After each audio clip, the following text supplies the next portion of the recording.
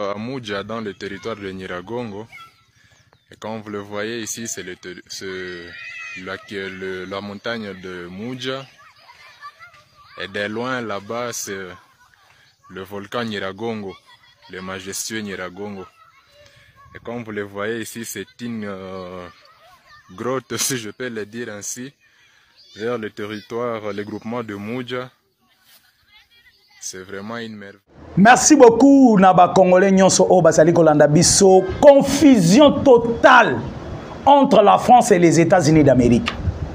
Confusion totale entre le Rwanda et la France.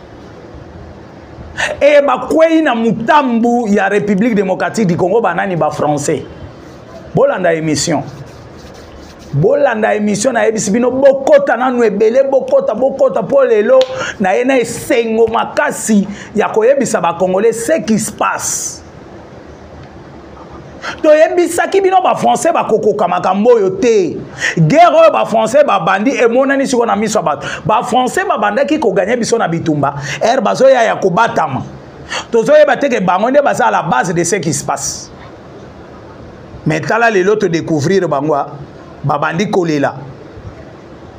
Mbote na balandi na biso nyonso o bazali kolanda biso de partout. Na pesi mbote na bazali kolanda biso o bazali kolanda biso na kati ya États-Unis d'Amérique. Bazolanda biso na kati ya France, Belgique, Angleterre, Allemagne, Espagne, partout là, partout où bazali kolanda émission na biso. Même bazali na Asie, bazali na Océanie, partout na pesi Amérique mobimba na pesi bino tumbote, na pesi mbote na bazali kolanda biso na kati ya Afrique. Afrique du Sud, Angola, Rwanda, Ouganda, Burundi, Tanzanie, Zambie, Soudan, Centrafrique, partout, Gabon, Congo, Brazza, Bissika, tout bas Congolais bazali, au bazali kolande émission na biso, na lobby vraiment confusion totale entre les États-Unis et la France, confusion totale entre la France et le Rwanda. Parce que na minute le lenge tozo solo la nabino, Rwanda azoye ba lisusu te ke asala nini. Makamwe indeli Rwanda na nenga blague te. Et surtout que Paul Kagame akendaki kwa sire bango lisusu boyebi Paul Kagame auti osala voyage na kati ya France. Akeye kwa confirmer ba français comment il va percer la mire de Berlin oyo ezali Echami et pas Johnny Lubo Yankasham. Toko solo la ngona émission ya lila.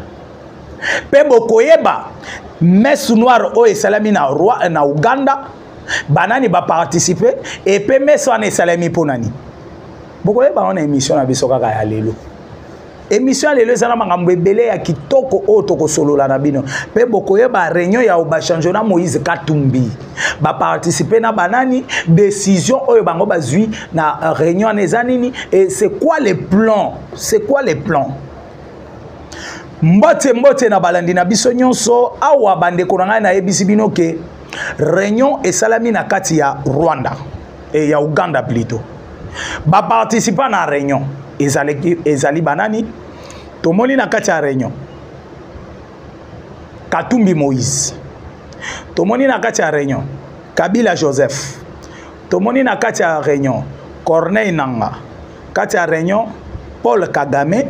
Tomoni na kati ya réunion Yoweri Museveni, Kakuta Museveni et son fils. Et le gouverneur ya Sud Kivu. Oyo awuti kokufa journée à lobby. Oyo bakuti ebembe. Mais jusque là, l'M23 ne veut pas nous donner vérité ya ebembe ya gouverneur ya Sud Kivu. Akufidi. Nini esali akufa. Et pe bokolinga koyeba bandeko yo bazomi benga banyamurenga. Pourquoi les gouverneurs militaires ya Nord Kivu apesi Munyamurenga poste aboyi alobi soki na koti na poste oyo bandeko nanga bakomona ngo trahison bakolinga babomanga. Mais tant que les Banyamurenga bazali koyebisa ba Congolais que nous sommes ensemble. Il a été clair et que je ne vais pas citer son nom pour Azala Malvi. Parce que position oya pesi et la kisi déjà que Banyamourenga bazana biso ba congolais te. Les Banyamourenga sont nos ennemis.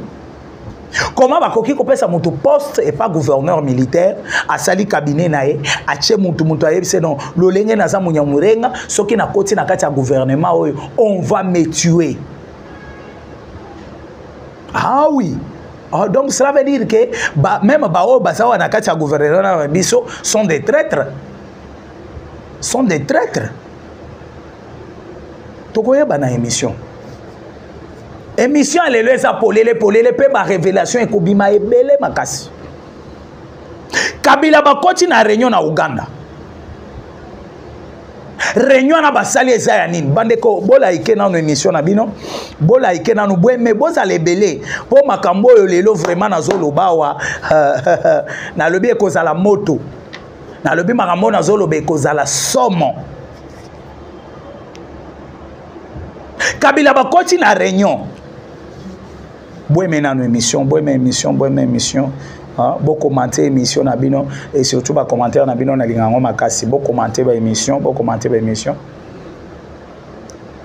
Basali réunion na leur plan ya réunion ezalaki nini. Le participant ya kati ya réunion Antipas Mbusa Nyamwisi azalaki. Salmo Skadela azalaki. Il paraîtra que le président de l'Assemblée nationale Vital Kamerhe y est pas azalaki. Awa moto epeli ya na lobi moto epeli ya blague te. Moto epeli ya blague te. Moto epeli pona nini? Basali réunion leur plan de récupérer Kisangani, de récupérer les Grands Katanga. Et maintenant, pour récupérer Kisangani na Grand Katanga, il faut commencer d'abord à récupérer Ituri. Comme on va récupérer Ituri, sachez bien que l'Ituri, c'est ce qui va favoriser maintenant de descendre au Katanga et aller aussi à Kisangani. Là, ça peut pousser maintenant le chef de l'État congolais de négocier avec l'M23.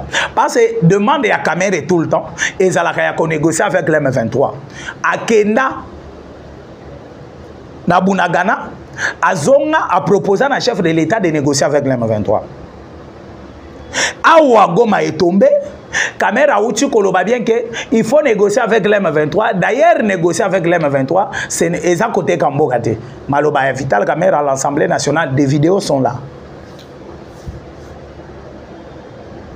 Et maintenant, Bamoni que dans tous ces plans-là, ça ne tient plus. Parce que ça n'a pas signaux. Oh, ezali ko lakisake non.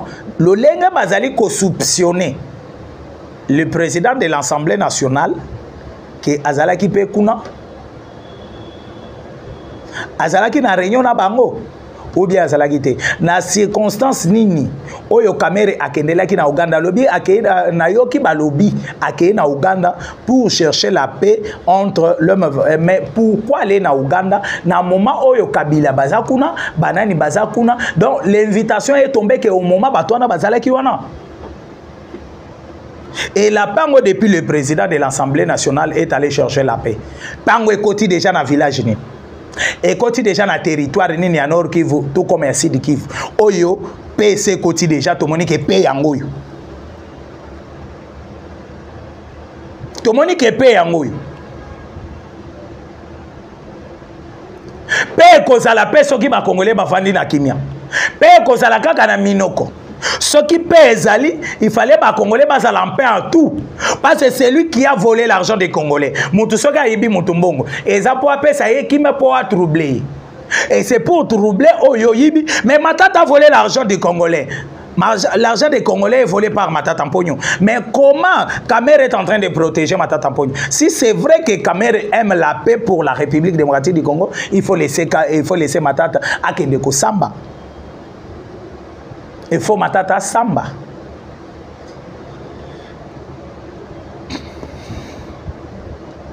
Il faut Matata les gana justice. Et c'est ça ce qui va prouver que tu as la paix dans la République démocratique du Congo. Mais ceux qui te resalaka que Moutouaïbi te protège, Moutouaïbi te protège là, il n'y a pas la paix. Les Congolais vont s'alamper parce que Moutouaïbi mbonga ba Congolais, a koki kovandi sa ba Congolais na kimiate. et basali réunion na ya Kampala na kati ya Rwanda na ebisi bino les plans et d'ailleurs na moni réunion na eza dernière réunion ce qui va causer la réunion mususu mais oyo nde zaki dernier plan plutôt par réunion dernier plan. Il y a qu'à faire tomber maintenant les parties orientales de la République et faire tomber les grands Katanga. Les parties orientales, ils allaient déjà viser à Kagame pour prendre le parti Wana et comme la République de Kivu. République de Kivu, où ils allaient soupçonner dirigé par Azarias Robero. Parce que c'est ce qui est basé Ituri. Bazui ba fizi banini nyonsona ba bloqué côté kuna. Donc ils ont censé maintenant d'équiper tous les partis là et les partis là ba kochango République de Kivu o ekobanda ko dépendre na Rwanda le lenge vision na bango ezali France na Rwanda parce que France na Rwanda problème na bango ezaba sala les partis orientales la République de Kivu nde ba monter ba plan Dominique Kabila est en train de se battre de rentrer à Kinshasa. Et comme leur plan est simbité, pour Nanini, je vais m'expliquer. Elle va monter plan à Katia Ouganda. Basilisi plan. Bazui. Exécution et plan. Bapesiango et pas gouverneur Yassidi Kivu. Celui qui est mort. Chargé des finances. Et le gouverneur Yassidi Kivu. Aesiko yokozwa aussi à son tour abandi kozonga parce que plan na bango ezalaki bien makasi banani balingaki ba exécuter le plan de récupérer les Sud Kivu ba commando français et vous allez me demander que ba commando français ba komi na Sud Kivu ndenge nini je m'explique les commandos français kokota na bango na Sud Kivu bakota ki pambate kokota na bango na Sud Kivu Bakota qui na Sud Kivu parce qu'ils savaient déjà que non Bakomeka Kokanga Johnny Luboya Kashama ou bien Bakomeka Kobomae si ça tient du côté à Kokangae Bakangi si ça ne tient pas du côté à Kokangae Bakobomae parce que boyebi voyage à Paul Kagame en France na voyage on ende bakande ki ko solo là le plan de tuer Johnny Luboya Kashama et de récupérer Ituri parce que Ituri nde place siko bakoya kocha base na bango ezalo ko la bifurcation o ezali ko fongola bango nzela ya kokende Katanga ko fongola bango nzela ya kokende Kisangani. Là maintenant babandi ko préparer leur plan à partir de là et bazana kacha ko préparer le plan là nde baye ko souhaiter pour éliminer Johnny Luboya Kashama. Kagame a sololi na mutunaye tozobenga Macron parce que Macron siko abimi na poisa. Macron maintenant est en train de combattre les États-Unis d'Amérique. Et les États-Unis d'Amérique à comprendre en gros facilement que non, l'ennemi que j'ai en Europe, premier ennemi c'est la France. C'est la France. Ndéomoni Emmanuel Macron et nani Paul Kagame a accueilli ko participer na réunion ya Uganda parce que ba français ba pesa qui ba commando français ba pesier ba membre ya Al-Qaïda bangonde ba kitaki sikoyo ba yakina dernier plan se récupérer là et faire un saut à Kinshasa pour faire un coup d'état là déjà bazui chaos technique. Pourquoi j'appelle ça chaos technique? Parce que herba meki kolekela nanzela o bango balingi kolekela ils ont compris maintenant que ça ne tient plus. Johnny Luboya Kashama Zamir achemir na yewana nde basilisi plan déjà bato yo tozali ko collaborer na bango ba service du monde o tozo collaborer na bango bazui déjà plan bazui déjà messe noire o ezalaki na Burundi babimisi même na capture batindiki wazale lo basi position parce que ezalaki prévu nuit ya dimanche na lundi basala action ana le gouverneur militaire le gouverneur ya Sud Kivu appelle ça déjà mot d'ordre de l'autre côté pour attaquer Ituri et maintenant on va faire tomber Ituri là maintenant M23 ba poussana facilement na kati ya Ituri sikoyo ekomi moment ya kopusa na pembeni ya Ituri déjà capture bazwaki déjà basoda wana capture nde ba signaler Johnny Luboya Nkashama. Johnny aussi de son côté a préparé comment il peut arrêter tout le monde. Alors non, je suis un ancien commando na kolagi sabango. Là maintenant tozali kozonga Johnny aye kozwa image ya maloba ya mwana Museveni ya keno Luboya Nkashama na kokangaye koya na yawa na kati ya Ituri abidon le plan oyo bango babandaki kolinga kokanganga balingi ba exécutant onde na ba français bazela siko nazo lakisa bango bandeko bino bato bozali kolanda émission bwemena no émission bo s'abonner ebele et pe boko ma félicitations à Johnny Luboya Nkashama le gouverneur militaire ya Ituri oyo vraiment alakisi bolingo ya mboka pe maturité ya armée ya mboka na biso. Et c'est comme ça que Johnny Luboya Nkashama va monter maintenant équipe na EP oyo et correspondre na makambo oyo ba Rwandais bazana kati ya kosala na wa français. Johnny Luboya Nkashama pesi bango plan apesi donc ba commando ba sutuka bazana kati ya maboko sikoyo ya bana mboka ya FARDC. C'est FARDC maintenant qui commence à ramasser tout le monde. C'est FARDC qui commence à ramasser même ba oyo biso to satanda ki teke bango nde bakoki ko bundela monde. Lolenge toyebi. Lolenge toyebi. Nde bakangi directement. Batindi bango batindi ba FARDC ba commando congolais ba bandi ko ramasser tous ces français là ba ramasser ba membre ya Al-Qaïda nyonso oyo bazalaki wana. Là maintenant il y a quelque chose oyo ezali ko loucher du côté ya ba français ndebo yebomoni bakangi bandeko wana baza bamimi bango na Ituri. Donc ces mêmes nuits là ba échoué na deux plans. Le gouverneur oyo azalaki kuna zozonga ba chele embuscade pa ba wazalendo. Wazalendo balandeli mouvement na yenyonso ba bloquer ye. Basali na ye oyo bango ba sepeli ko salana. Et ba congolais tout ba beti maboko.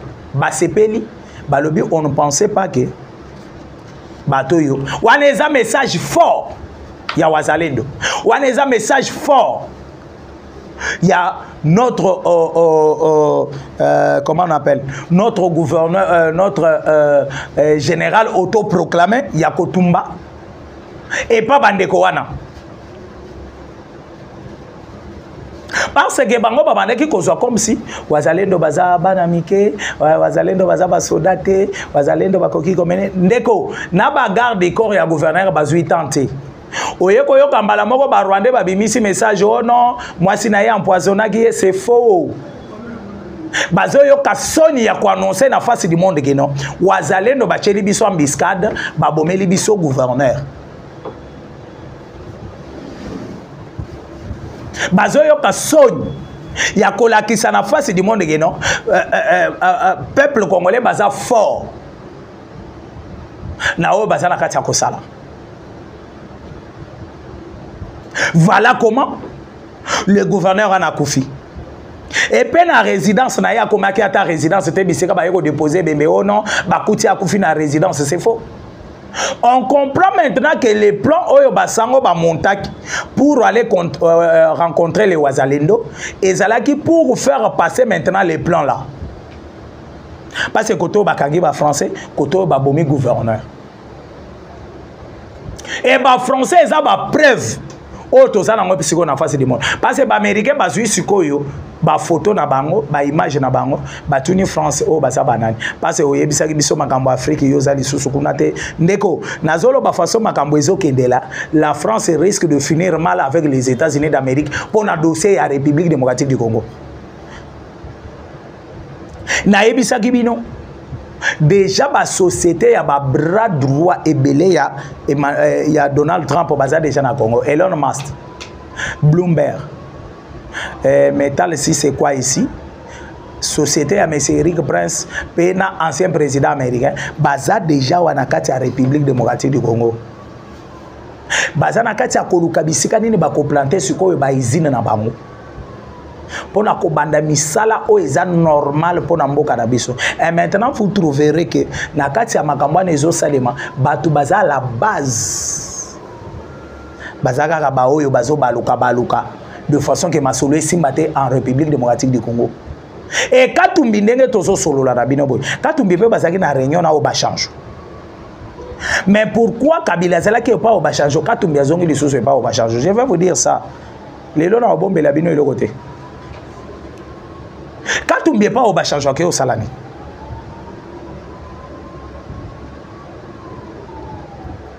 Et nani Kabila et pas au ba change akendaki ko salami.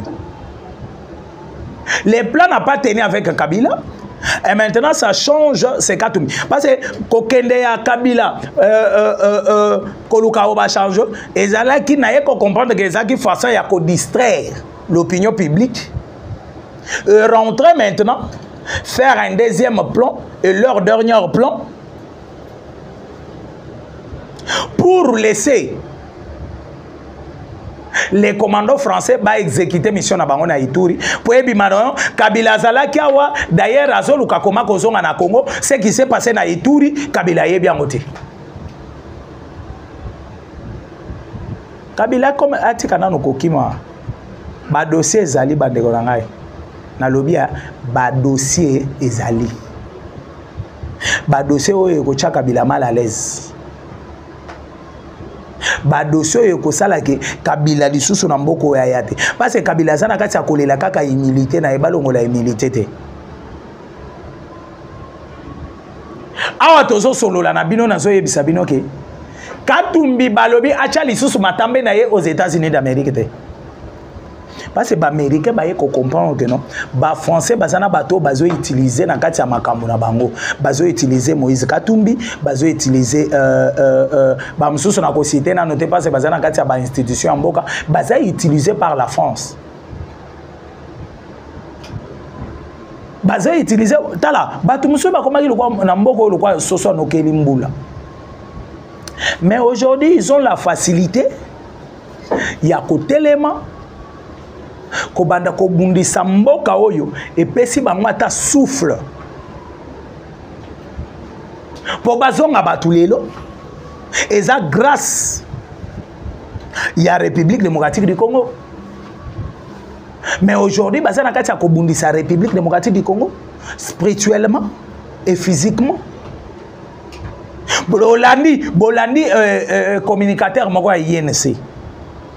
Ils ont les réseaux sociaux partout. Que non, Kamere a causé l'adversaire à Magasi à Félix en 2028. Donc cela veut dire que Babandi déjà qu'on préparé na yebisa Gabinoawa. Ce qui basala PCR. Et ça qui fasse ya kosangisa force na bango derrière Montumoko pour 2028 bamona moyen à combattre sikoyo Félix Antoine Tshisekedi Tshilombo. C'est leur plan. On le sait tous. Bisonyo soto yebi keza plan na bango. Na yebisa kabino makambwana na ba émission passée. Mais le communicateur ya INC abimi pona kolobango à haute voix. Nini etindiki aloba donc ezana bato batindi aloba. Donc ba équipe bazo meka profondeur ya mai. Bazo meka tension ya peuple congolais ba est-ce que peuple congolais ba kondima ko voter Kamere toté Vital Kamere conseil ngana ko pesa na yo pena batu na yo ba bien que ozalaki blanchi par justice mais peuple congolais na mituna bango batikala ko blanchir yote. Peuple congolais na mituna bango yo zala na mbongo ya 100 jours kaka tilelo ozongi sate. Et peuple congolais bazalaka na difficulté makasi ya kopesa confiance parce que nyonso Etienne Tshisekedi alobe pa na lelo ba congolais bazalaka tia komona Etienne Tshisekedi abengaka o caméléon mon apesa kombo ne pa na c'est Etienne Tshisekedi que non vous êtes un caméléon ou changeaka couleur tout le temps aux en position té parce que ça m'a en français ba mona ba Kagame ba mona ba Museveni ba mona bo tant que c'est un pays, ils ont un pays agresseur. Peut-être qu'on se défendre que non, tous à Koloka Kimia. Non. Moment ya Koloka Kimia, ils ont moment Goma et Tombaki Bakina, nous n'avons pas voté. Si aux Alakina occasion, dans l'Assemblée nationale ici, Balinga qui bacha dossier, Yonde Mouto Bandaki Koboya, non, non, non, non. Mais il y avait un moment où yo téléman a perchoir pour na Koloba, na ba militaire, il y a eu de parce que non, Bozo Chama Kelela, mais à l'est de la République, Batobazo Kofa, wana basoda, bazana, wana M23, bazana Gomate, bazape na Bukavu te, bazalaki misika. Olakisa volonté ya bonne foi ya kolakisa que non yondo zo combattre na bandeko bazo ko fallait de la République mais quand Goma est tombé Bukavu est tombé to tikala comme on a compassion na yo wana te na bandeko ya bakwen wana to mona compassion na wana te et c'est ce qui nous a prouvé que non oyo bandaki ko sala nezalaki maboke oyo bandaki ko sala nezalaki théâtre. Si aujourd'hui, si c'est vrai que au bandaki ko bunde la bande kwa na ya S à l'époque la nengo lobaka to le to mona ta déclaration moko to le to mona ta décision moko bozui na kati assemblée nationale o ekoki ko sauver bande kwa na. Mais les autres zo monake vous êtes en train d'exécuter peut-être mission moko boyi. Parce que mon toi ça la déclaration ya ko la ki sa souci. Il y a un bateau qui fallait c'est de la République. Mais l'élo, azolo belango les sous-soutés. Bah récupérer sur quoi donc sur 100%, bah récupérer au moins 80% y a parti à Est. Tout chat à 65% y a parti à Est. Mais Kamere ne parle plus. Kamere azolo baté. Honorable Vital Kamere. Honorable Vital Kamere Wakaningini. Na longwe étape wana. Na kesiko côté ya Moïse Katumbi. Vous savez pourquoi Johnny Luboya Nkashama lelo tokomi ko comprendre pourquoi babandaki ko accuser. Pourquoi babandaki ko harceler Johnny Luboya Nkashama alongwa comme gouverneur militaire na na Ituri, lolenge balongola ko standima na Nord Kivu.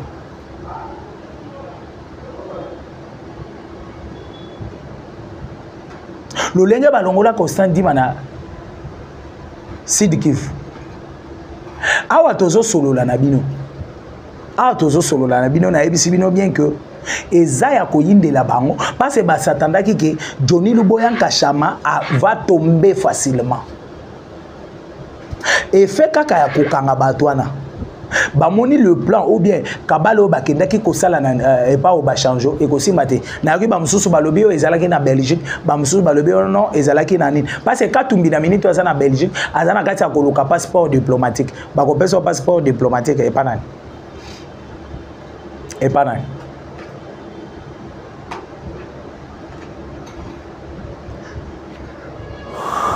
passeport diplomatique nani moto akopesa yo. Mais tant que baké pas au bachanjo to moni sikoyo batutu oyo babongisaka Johnny Luboya Nkashama to moni Antipas Mbusa Nyamwisi et pas au bachanjo mais Antipas Mbusa Nyamwisi ya au moins 2 semaines passées ba uti ko tuna ici relation na chef de l'état alobi aza nini aza sima ya chef de l'état azo soutenir chef de l'état jusqu'à l'infini. Mais yo mutozo soutenir le chef de l'État. Ok, sikoyo et pas l'autre là, ok au salanine. Ok au salanine et pas l'autre là.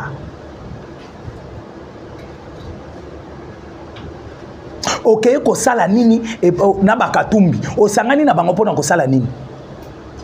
Et maintenant il y a ko kisake Johnny Luboya Nkashama rapport à pesaki. C'est pour cela qu'il y a Johnny awana Kinshasa. Antipas Mbusa Nyamwisi akomaki mal à l'aise. Amoni ke Luboya Nkashama ndenga ke Kinshasa, mbundu na chef de l'État akobimisa ba vérité nyonso. Ndo moni mbala moko aponi kan oyo azalaka na mulili alobi akokenda ngo lisusu na mulili te il faut akende na moyi. Parce que leur plan ils a déjà dévalé. Moyen ba continuer lisusu ezate. Moyen ba sala lisusu les contraires ezate. Ndo moni Johnny Luboya Nkashama sikoyo azongeli bango na basirance nyonso chef de l'État pesi. nde tozosenga na chef de l'État a renforcer les sources de sécurité à Johnny Luboyanga Cham. Parce que le fait de contourner les plans ya ba français oyo et kolukela ba bitumba ebele. Nde omoni mbala moko les États-Unis d'Amérique basu position. Ba comprendre mbala moko que muto azo combattre bango en République démocratique du Congo ezanani eza France.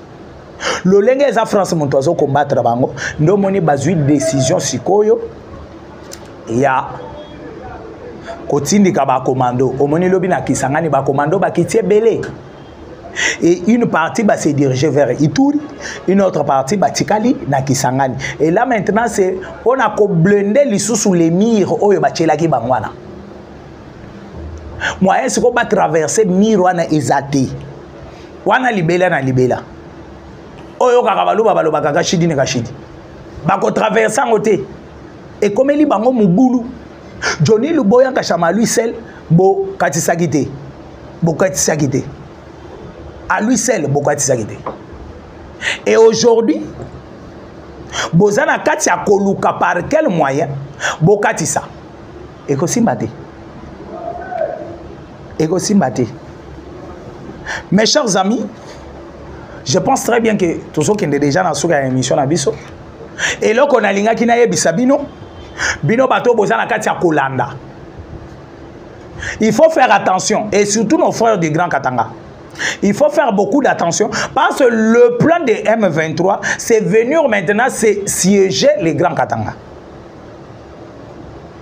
Ça peut pousser les chefs de l'État à négocier. Comme ils savent bien que Félix à côté la négocier na bangote, ba ko profiter bazalana na Grand Katanga pour semer le terreur, pour semer les troubles. Et ba trouble là na zali ko confirmer bien que bako semango pambate bako semango en connaissance des causes et bako zala appuyé par bato bozo bete la maboko. Pourquoi basango balingaki bakende kokutana na ba wazalendo? Vous ne vous posez pas de questions. Sango kokutana na ba wazalendo asolola na baone soki basango balingaki kimia moment oyo bakendaki à l'est de la République wana na Goma pour nini balokaki ba wazalendo te. Aujourd'hui, il y a qu'on reconnaître que le Wazalendo peut solo la Wazalendo. Et que Salimate, et que Simbapete. Et les grands Katanga nazali ko yebisabino ko rappeler bino. Bozongi sa makanisi place nango, bota la bisika soi-disant des opposants, soi-disant des politiciens bazomema bino. Ngai loko nazobo ya ke lobito banda kolela. Ndenge tozolela bande kwa Nord Kivu na Sud Kivu. J'ai l'image ici, moi, na YouTube ezate. Bazo papula mwana mwasi ba machette nanzoto. Bakangie maboko, bakangie monoko, bakangie makolo, balongole bilamba nyonso. Babandi ko bete ba machette na ba maboko azozo kaba. Là c'est où à Goma. À Goma. Et des choses pareilles ça va commencer à se passer aussi au Katanga. Bazo boma na Goma na bazo boma bakasainte. Bazobo ma congolais nyonso parce que un Rwandais sait bien que Kassayen Katangé quelqu'un de Bandundu ba Congo Équateur batu nyonso na baza eloko moko bazolinga biso ba Rwandais te il faut les exterminer pour voir maintenant comment tokoki ko banda ko imposer ba Rwandais na bisika wana.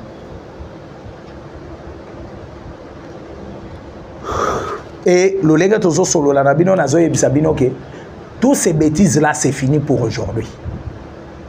Et Katanga bo fongola misu. Ce qui boko senga justice, botele ma justice pour na Kabila te. Kabila bakolongola milité malgré il est en train de demander à Sama Lukonde de basala ngote. Et ko salima. Pe Kabila bakochaye maboko partout à Kozala. Bako kangaye. Pour votre information, partout Kabila Kozala, bako kangaye. Bakokanga Kabila, ça je vous dis que Kabila zo kangama bakoya na yena Congo ligoté. Je pense très bien que tozana souka vraiment ya émission na ngai. Le lenge tozo solo la nabino mes chers amis, mes chers frères. Bo se posaka ba question ya koyeba ke est-ce que botikala ko senga justice pour na liwa ya Laurent Désiré Kabila? Parce que si les lois congolais batatonaka sur liwa ya Mosé. Bakatange il faut boter les mabosenga liwa ya Katumbi Mwaki. bosenga justice pour na liwa ya Katumbe moi qu'on a pris que non Katumbe moi ka vanda boya mona ndenge bazo lela e ba chele écran ndenge bazo salela e matanga na Kinshasa parce que avion ko ya avion ça la crash bato ba ko fa na avion kaka misato pilote et copilote na Katumbe moi na Katumbe moi je pense très bien que dans la seconde émission mon numéro est plus 243 82 75 76 085 plus 243 82 75 76 085 ce que bengi na numéro na et que bien makasi toko solo là toko partager ou que vous allez partager. Quant à moi aujourd'hui je vous dis bye ciao.